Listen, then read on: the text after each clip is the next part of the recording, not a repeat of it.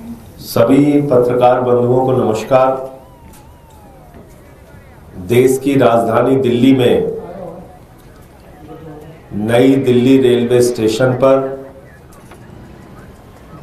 भारी संख्या में जो श्रद्धालु महाकुंभ स्नान के लिए जा रहे थे, अपने अपने घरों के लिए भी जा रहे थे, कल रेलवे प्रशासन की बदइंतजामी के कारण, रेलवे प्रशासन की निष्क्रियता के कारण एक बड़ा हादसा नई दिल्ली रेलवे प्लेटफॉर्म पे हुआ और जिसमें कितने लोग मारे गए उसका कोई सही आंकड़ा अभी तक सामने नहीं आया है। कोई कह रहा है 15, कोई कह रहा है 18।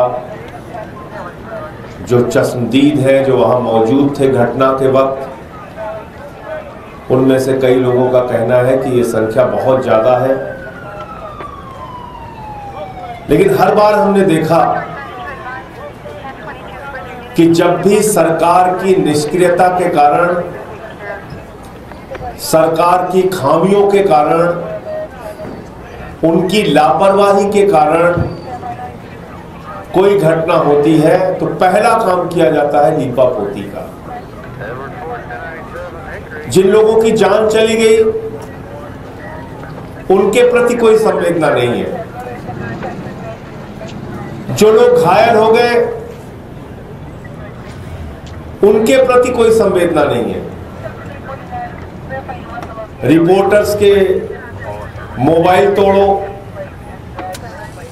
उनको असलियत कैद न करने दो अपने कैमरे में।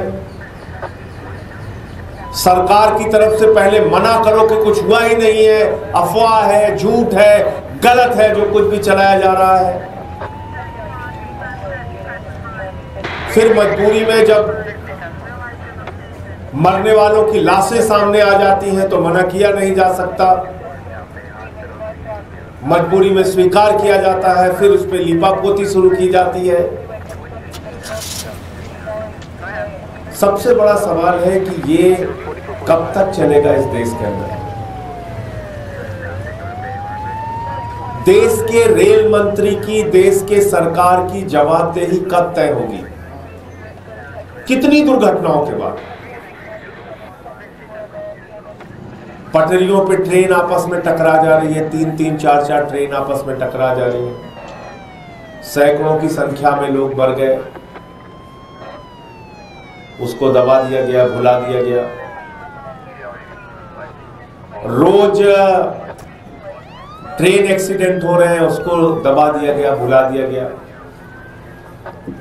कल जो वीडियो आया है वो बहुत हैरान करने वाला है।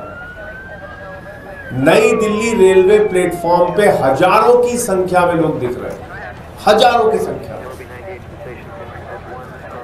पूरा प्लेटफॉर्म भरा पड़ा हुआ है,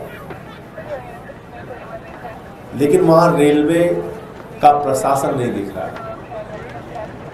उस भीड़ को कैसे व्यवस्थित किया जाए, कैसे नियंत्रित किया जाए, कैसे लाइनों में किया जाए, इसके लिए कोई रेलवे प्रशासन नहीं दिख रहा है।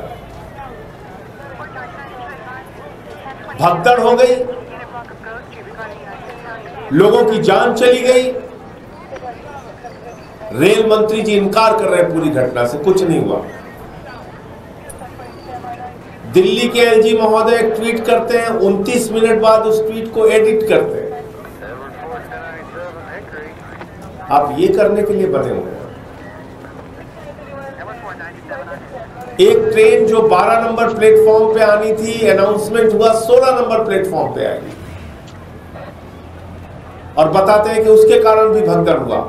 असली वजह क्या है वो और डिटेल में, जब ऐसे ही घटना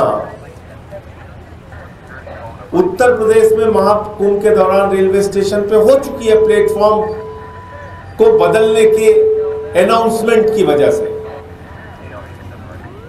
तो क्या रेलवे प्रशासन को यह समझ नहीं थी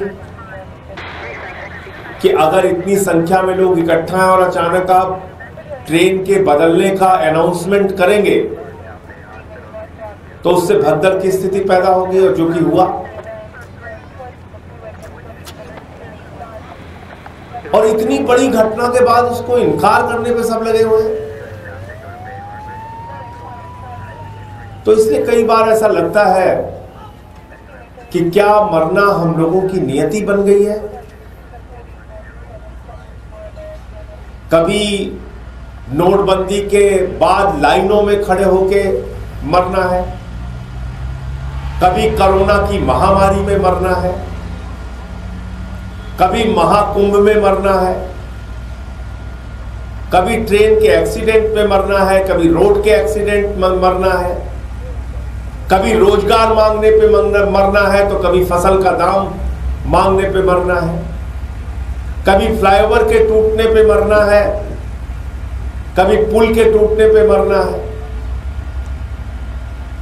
ऐसा लगता है मरना हमारी नियति बन गई है और कोई फर्क नहीं पड़ता सरकार को। संवेदनहीनता की पराकाष्ठा है, कोई फर्क नहीं पड़ता सरकार को। इतनी बड़ी बड़ी घटनाओं पे ऐसे बयान दिए जाते हैं, शर्म आएगी आप।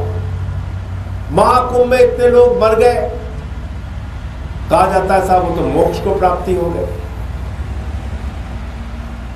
तो मोक्ष की प्राप्ति उन लोगों को दीजिए जो उस बद इंतजामी के लिए जिम्मेदार है, उनको भी बोलिए आप मोक्ष प्राप्त कीजिए।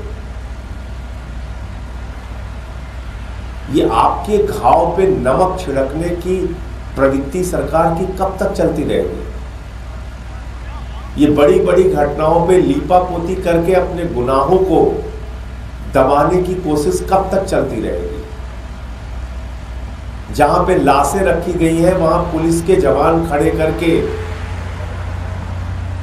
मरे हुए लोगों की सुरक्षा करके क्या दिखाना चाहते हैं, संख्या को छिपा के आप क्या बताना चाहते हैं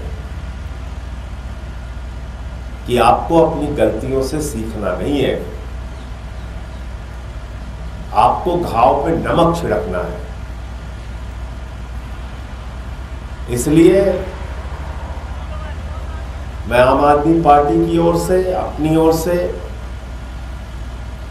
जो लोग इस घटना में मारे गए हैं उनके प्रति अपनी गहरी संवेदना व्यक्त करता हूं। ईश्वर से प्रार्थना करता हूं कि उनके परिवारजनों को यह अपार कष्ट सहन करने की प्रभु शक्ति दे, उनकी पुण्य आत्मा को अपने चरणों में स्थान दे।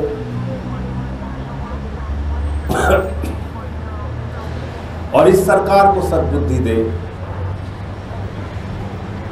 कि कम से कम ऐसी घटनाओं पर संवेदनशीलता दिखाइए, उसको मना करने की, लीपापोती करने की, झूठ बोलने की प्रवृत्ति को छोड़िए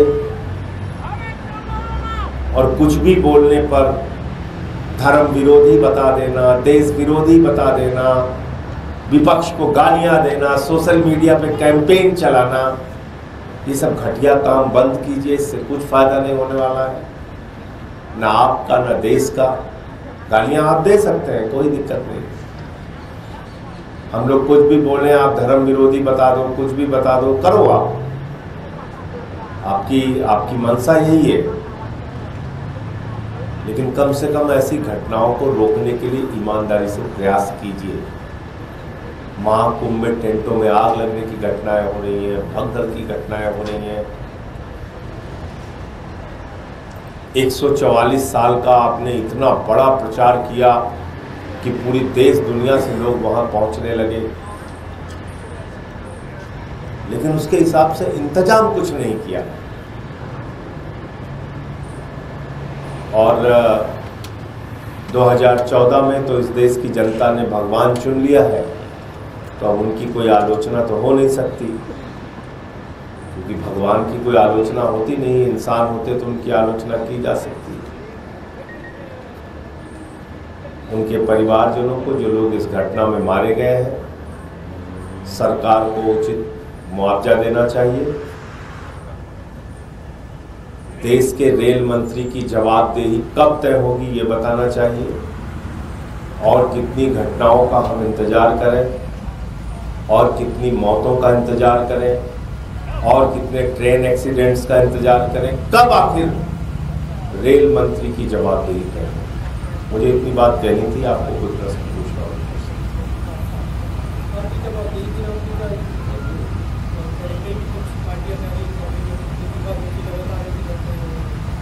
देखिए, विपक्षी पार्टियों के मांग करने से कोई फर्क थोड़ी पड़ता है। विपक्षी पार्टियां मांग करेंगी, वो कहेंगे 4 साल और रहना चाहिए। वो तो अगर उनको खुद से लगता है कि नहीं, रेल मंत्री से कुछ संभल नहीं रहा है, महाकुंभ में जो गाड़ियां जा रही हैं उसके दृश्य आप देखिए, एसी डिब्बे तोड़े जा रहे हैं, हिंसा की जा रही है प्लेटफॉर्म के ऊपर। ये घटना जो दिल्ली में हुई है, इसके पहले तो बहुत सारी घटनाओं के वीडियो सामने आए। तो रेल मंत्री जी की कोई जवाबदेही कब तय होगी, मैं तो इतना ही पूछ रहा हूँ। इस्तीफा मांगेंगे तो इस्तीफा तो कहेंगे नहीं, अगर आम आदमी पार्टी वालों ने इस्तीफा मांगा है तो उसको तो 4 साल और रहना चाहिए। ये तो सबसे सुयोग्य व्यक्ति है। ये सरकार की मंशा है, तौर तरीका है काम करने का। उस पर